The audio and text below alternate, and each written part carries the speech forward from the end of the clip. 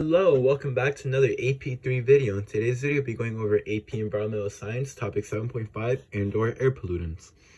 The first thing we're going to talk about is sources of indoor air pollutants. So indoor air pollution can come from natural sources, human-made sources, and combustion. For natural sources, we have mold, dust, and radon. For human-made sources, we have combustion, which in smoke, and albedos, which are some examples. So mold can affect respiratory passageways.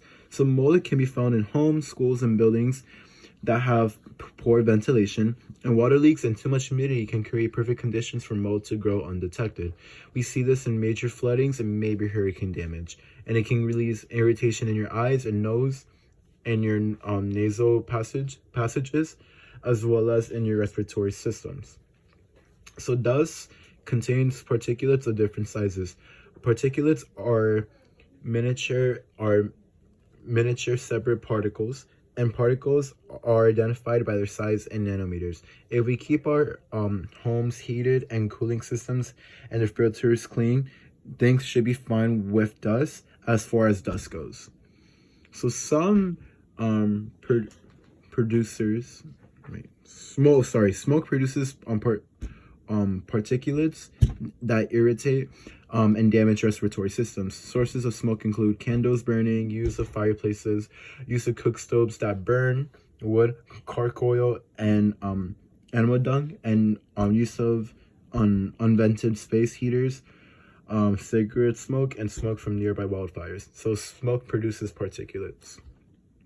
So now we're going to talk about radon. Is a gas that results from decaying uranium. Some rocks and soils contain uranium. As uranium decays into radium-22, the gas escapes into the atmosphere. This gas can be steeped into homes and buildings built on these soils, and albedos was used in insulation and can cause lung cancer.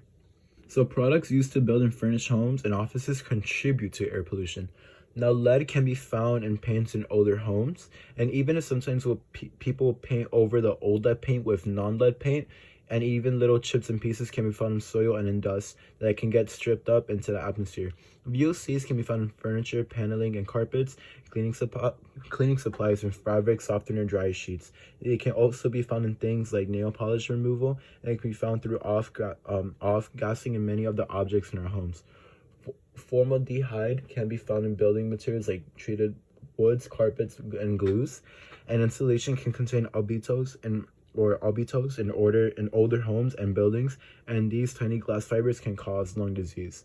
And combustion releases air pollutants like nitrogen oxide, sulfur dioxides, particulates, tobacco smoke, and carbon monoxide. So now we're going to talk about combustion releases carbon monoxide. So carbon monoxide, or CO, I did a little mistake. So it's supposed to be carbon monoxide, not dioxide.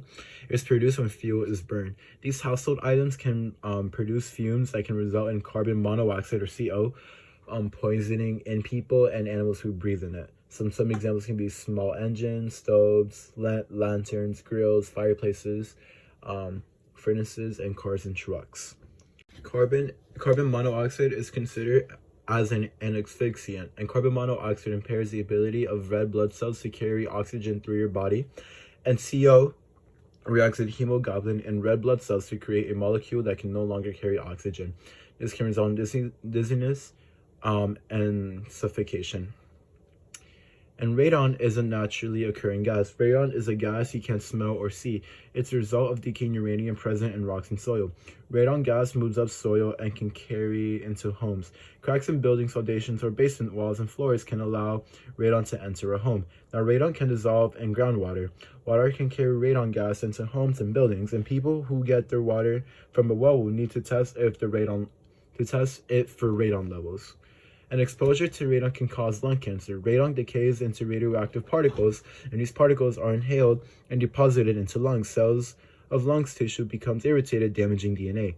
And building owners can test for radon. What we can do is radon tests can be performed to determine risk. Monitoring can reduce risk of exposure, and sealing cracks and ventilation can easily reduce risk. This is everything we need to know for 7.5. This is another AP3 video. Thank you for watching.